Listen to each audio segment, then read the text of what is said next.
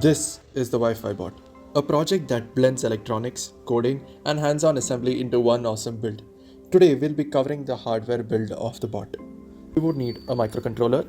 In this build we are using the ESP8266 microcontroller, L298N motor driver, two DC motors, a battery pack, jumper wires, the chassis which consists of the wheels, the wheel encoders, as well as the free wheel, along with the entire screw set.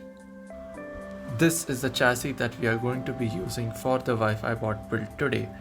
Use one of the wheel holders and place it through the slot provided on the chassis. Repeat this for both the slots provided so as to accommodate for both the wheels. I'll be showing how to assemble one side of the wheel completely, and you can replicate the same on the other side. So use one of the holders and place the motors onto one of the holders. Use a second holder and pass one of the long screws through the motor and through the holder.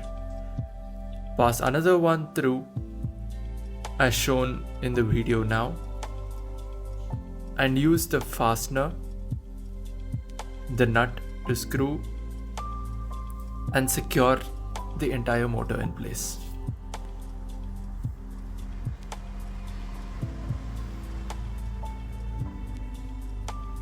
Repeat the same thing for both sides and your final motor should look like this. Ensure that the bolts are fastened tight. Use one of the golden nut spacers to elevate the free wheel.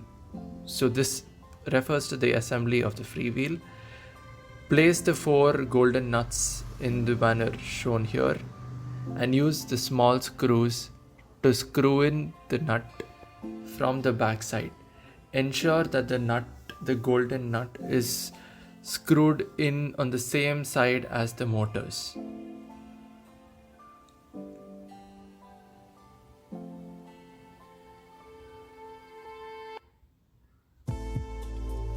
Repeat the same for all the 4 golden nuts.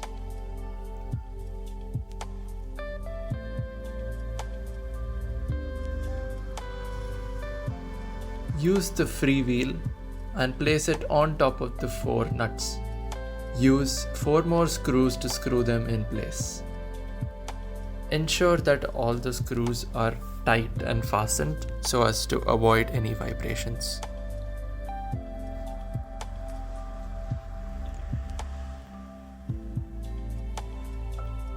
Repeat the procedure of screwing in the nuts appropriately.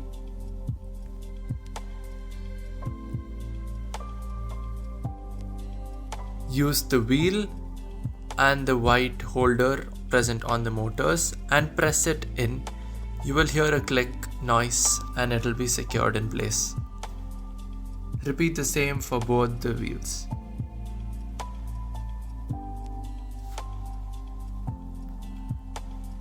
We are almost done with the Wi-Fi bot build. Pass the 2 wires from the motors through the hole provided in the chassis. These will be going into the motor driver so that the ESP8266 can control the motor drivers. That is the L298N motor driver, and that's a battery holder. Take the 2 wires coming out of the battery holder and place it in the leftmost slot, which is the 12 volt slot. This battery powers on the motor driver. The black wire is the ground wire. Ensure that both the wires are screwed in place. Connect jumper wires to ground and V in on the ESP8266.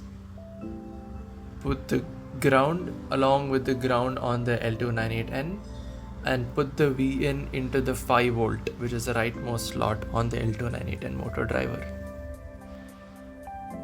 Take the 2 wires out of the motors and fasten it into each side of the motor driver.